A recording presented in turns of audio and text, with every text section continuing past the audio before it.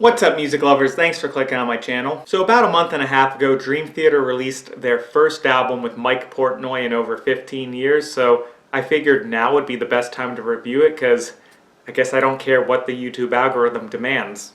Before we get into it, if you want to help me with that, please like this video, subscribe to the channel, all that YouTube stuff. Dumb jokes aside, I'm glad that I waited a little while before expressing my views on this album, because given that Dream Theater is progressive metal and has a lot of long songs, there's always a lot you need to digest whenever you're listening to a new album by them. You kind of sit with it for a little while and you're like, huh, this is starting to grow on me, or I don't like it as much. And listening to Parasomnia for the first time, I had two concerns. The biggest being that since it's kind of a concept album about dreams and about nightmares and all sorts of sleep disorders, I was kind of thinking it could be really cheesy and kind of come across like, you know, that. And I was also a little concerned, not nearly as much, but I did have a little bit of a fear that maybe they would be kind of resting on their legacy a little bit since Mike Portnoy's back in the band. And luckily, after listening to the album and having some time to digest it, both of those concerns were completely taken care of. Parasomnia is a great Dream Theater album, and I think that it could be in the conversation for one of their best. For starters, the concept is pulled off very well, and it is actually a much darker and genuinely frightening album than I was expecting. You know, you hear about dreams and nightmares and sleep disorders, and you think, is this going to be a bit melodramatic? But when you actually think about it, you're like, wait, sleeping is one of my favorite things to do. And these songs are all about things that make sleep something I can't enjoy anymore.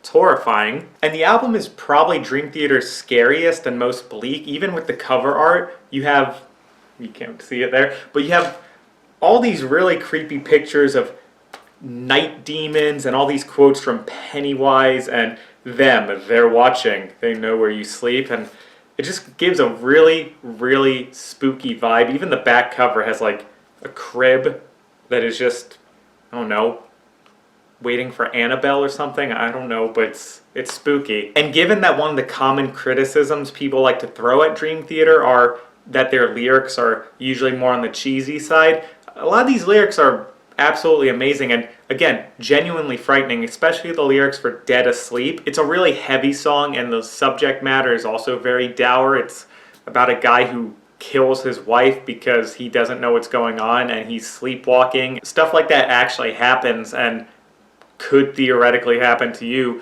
And so little things like that, even though the concept at first for the album seems as though it's a bit too much, it's pulled off really, really well. I feel like Dream Theater is also pulling from a different bag of musical influences than they typically do on this album. You can hear kind of more modern progressive metal on the intro track, In the Arms of Morpheus, but then you can also hear a lot of like jazz fusion and Al Di Meola, Return to Forever, stuff like that. Of course, in the context of a progressive metal band, but it feels like both Jordan Rudess and John Petrucci are intentionally being a bit more subdued on this album, reserved by Dream Theater standards, so it's still very technical, but there's no songs like In the Name of God or In the Presence of Enemies where there's a moment where your jaw is just on the floor because you're like, I can't even process all the notes that are coming at me. How do they do this? And I mean that as a positive, but also too, as I say that, I think maybe that could just be because I've listened to a lot of Dream Theater, so I've kind of become desensitized, where you can just be driving around listening to something like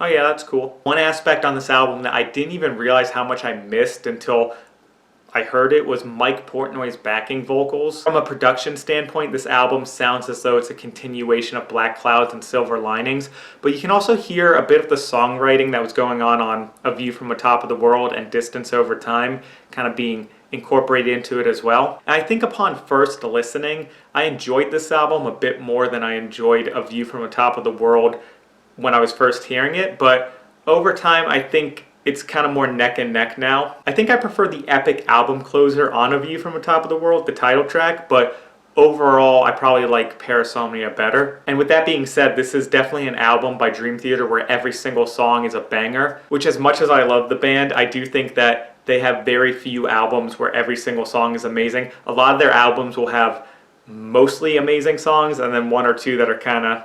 It's difficult to choose a best song. I loved A Broken Man. I love The Shadow Man Incident. I love Midnight Messiah.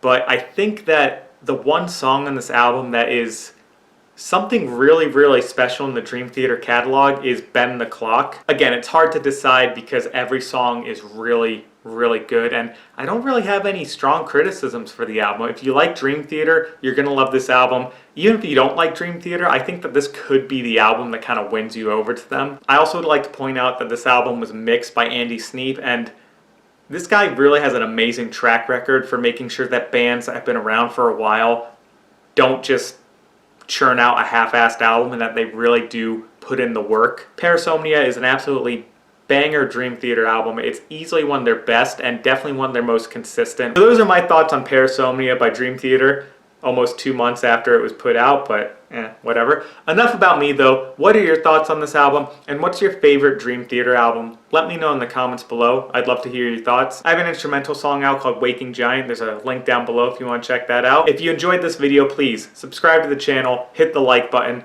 all that YouTube stuff. As always, thank you so much for watching, and I hope to see you at the next video.